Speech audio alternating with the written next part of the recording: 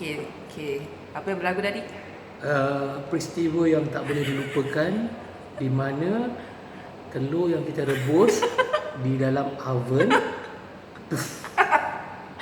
Telur dia pecah. saya punya telur sudah pecah lah. Tapi kita masih lagi boleh sebab we never try, we never know. Correct. So once we try, we know the result, we learn from the mistake. So that will be the key takeaway from this event. So make sure that you don't letak your telur yang belum masak, tak buka macam ni. Don't put this hot water into oven atau microwave. Microwave tadi. Don't do it. Don't do it. Sebab kami dua tadi test dah pecah, lepas tu letup. So jangan try, okay? Don't try this. This is very dangerous for children, okay?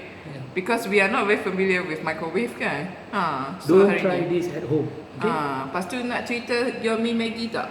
Oh, Maggi the best. Apa yang makan hari ni? Kita makan Maggi kari berapi.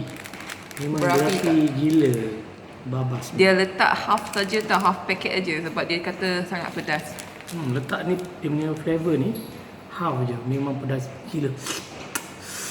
Walau weh. Eva, you want to share yours? Jangan. Share. Aku tak makan yang berapi. Aku makan ni je. Yang ni dia tom yum Maggi.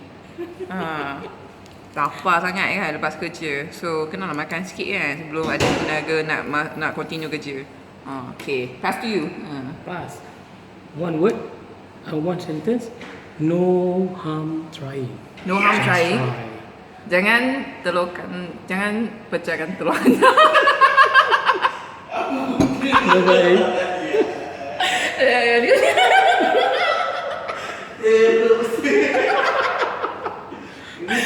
Bye.